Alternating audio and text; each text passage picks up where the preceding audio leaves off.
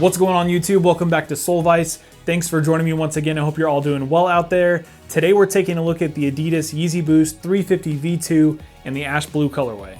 As always, this is going to be an in-depth review. I'm going to let you know everything I think you need to know about the Yeezy 350 Ash Blue to decide whether or not it's a shoe you want to cop for yourself. And in this particular review, I'm going to let you know exactly why I think these are probably some of the most interesting 350 V2s we've seen in a very long time. And to go along with that, as always, you're going to be getting buttery smooth 4K on-feet footage and B-roll to go along with that. But real quick, before we get to the review, I'm going to need your help with something. I need you to like the video, subscribe to the channel, and hit the notification bell. That way you're notified every single time I post a new video. I'm working my way to 2,750 subscribers by the end of June, but I really need your help to get there. So if you could do me a huge favor, just subscribe to the channel if you haven't done so already.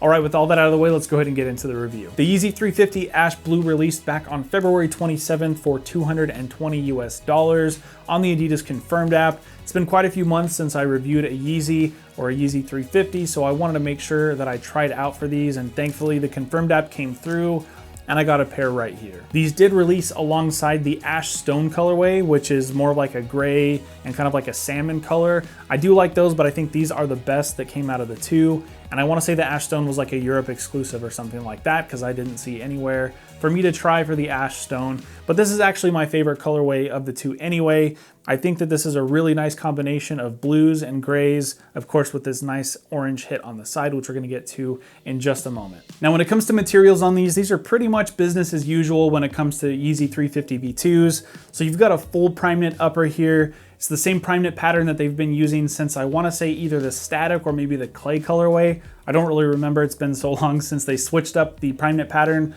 from the OG 350 V2s. But if you're familiar with any of the recent 350 V2s, same prime knit pattern here. Now, the one difference here with the stripe is when they first started doing the stripe on the side, it was like a plastic translucent material. This is just another stripe of prime knit. You can see through it just because it is kind of like loosely knit, so there's actual like, holes here that you can see through if there's light shining through, but the material itself is opaque. There's no translucency to it. Translucency? I don't know if that's a word, but I think it's a word, and I'm gonna make it a word right now if it's not. So there's no translucency, okay? It's an opaque stripe done in this kind of like, I don't know, like a faded or desaturated orange. And I think it's a very nice contrast against the different shades of blue and gray that we've got on the rest of the upper. The other thing that's kind of a question mark on Yeezy 350 V2s now is whether or not there's gonna be a pull tab. Most of the time recently there hasn't been one, but every once in a while they do bring it back.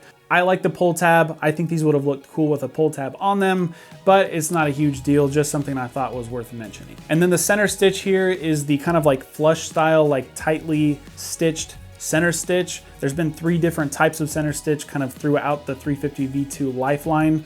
Originally, you had those kind of like big chunky cross stitches on like the OG colorways. And then after that, they kind of just deleted the stitch and it was just like a seam down the middle and there was no visible stitching. And now we've got this style, which is like very flush. You can just kind of like barely see it. It's not quite as noticeable. A couple of other things to note here. Back on the heel, you've got your 3M3 stripes just like always. And then as far as the laces go, they went ahead and decided to go without the infinity laces. So you've got just kind of like a standard rope lace on these, just like most 350 V2s. And I actually prefer that. I didn't really like those infinity laces. I thought they were kind of weird. So these are just fine with me. Now, a second ago, I said that these are one of the most interesting pairs of 350 V2s to release in a long time. So let's go ahead and get into why. The first thing that I noticed when I pulled these out of the box is there were 2 tags here, which I can't remember if 350 V2s usually come with 1 or 2 tags. But one of the tags is this kind of like recyclable material looking tag, which is definitely new. I've never seen this before on a 350 V2. Now it's possible that I missed a colorway and everything that I'm gonna talk about right now is not new to this colorway and maybe it was on a colorway or 2 ago that I missed, but I'm pretty sure that this is unique to this shoe. So you've got this kind of like recyclable material looking tag and it reads, "Due to the nature of material and to preserve the appearance, do not wash." So I thought that was really weird and I don't really know what that means. I don't know if they mean like, don't put it in the washing machine, because I know some people do that with their Yeezys. They just throw it in the washing machine with some Reshoevn-ator and call it a day. I personally do not do that, but I know some people do. Or I don't know if they mean like do not clean them with soap and water. I'm not too sure what it means. But either way, I knew that that was kind of hinting to the fact that there was something different about these. And for a little bit, I couldn't really tell what it was. So I kind of just went on checking them out, doing the on feet, so on and so forth. And then a little bit later, as I started to look closer, the first thing that tipped me off was this orange stripe here.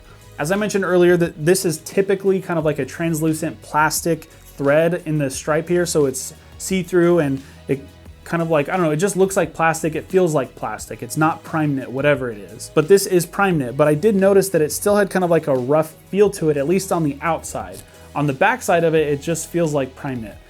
But again, there was something that felt different. And then I just started looking very closely at the shoe, and it looks like what they did, if you've ever seen a pair of Yeezy 350 V2s when they're being produced, the prime knit is almost like one complete piece. It's pretty much, again, just stitched down the middle with the center stitch, but it's all one piece and they kind of like loop it together and attach it to the sole. And it looks like what they did while it was flat, when it was still that one piece, is they took a white paint and very lightly just painted over the top. Because if you look at the thread here, on the outside, on the very outer surface, there's like a lighter, like a white tint to it. But if you look deeper onto that same thread, it's just blue or just gray or whatever the color of the thread is. That white is only on the surface of the shoe. And in my opinion, the only way that you can get that effect is if you just paint over the top of the shoe. And it's a very light paint, I guess, layer. It's not really thick or anything like that. So I'm thinking if you wash these, that might actually come off. Now, I'm not gonna do that to these because number one, I think they look better with that kind of like ashy look to them. And also, I don't know if I'm gonna keep these. So two reasons why, but either way, I'm not gonna be doing that to these, but I think that could lend to some creativity in the future, some opportunities to make these look a little bit more unique. But I just thought that that was really, really interesting that they have, number one, that they have the effect on here in the first place. It is very noticeable, and I think that it gives a nice layer of depth to the shoe. And I know that that's an adjective that I use. I guess that's a noun. Depth is a noun, I guess, not an adjective. But it's something that I use to describe shoes quite often because it's something that I look for in a shoe. If a shoe's too one-dimensional, it just gets really boring. And I think for a while, 350 V2s were kind of getting like that. It was a very one-dimensional shoe. There wasn't a whole lot going on. But I think this was kind of a way that they took a tonal colorway and they made it just that much better. And it's kind of subtle, but if you're looking at it, you can really tell that there's something else going on with that extra kind of like layer on the surface of the shoe. So I really, really like that. And I want to give props to them for thinking of something new, something creative that I haven't really seen before on a prime knit shoe. Now that brings us to the midsole, and it brings us back to business as usual as far as 350 V2s go. This is that same ribbed midsole that we've seen on every other 350 V2. This one is done in kind of like a bluish gray. And then when you flip it over to the outsole, that blue just gets a little bit lighter, a little bit less gray in there. And then you do have your windows to see through to that boost unit that goes all the way from the back of the shoe all the way to the toe. Now, I am happy to report that these do fit true to size. That's always a big question mark for me with 350 V2s. Sometimes they fit true to size. Sometimes they're about a half size too small. Or if we're talking about like old colorways of the 350 V2, like zebras or something like that, they're almost like a complete size too small. But these do seem to fit true to size. They're borderline, like they are still kind of snug down in the toe, but I think I could live with these true to size. So that's what I'd recommend for most everybody. Now, if you have particularly wide feet, I would still suggest maybe going a half size up because like I said, these are still a little bit snug for me. And I don't think I have very wide feet. I'm kind of like probably in between very wide and narrow. I'm kind of like right in that sweet spot. So these do fit okay for me. But again, if you've got wide feet, I would still suggest maybe going a half size up on these. Now, as I'm sure pretty much everybody knows at this point, 350 V2s are a very comfortable shoe, but if you haven't tried them yet, they do have a boost midsole, so that means they do have a lot of cushion to them, and they do feel very like bouncy and cloud-like under feet.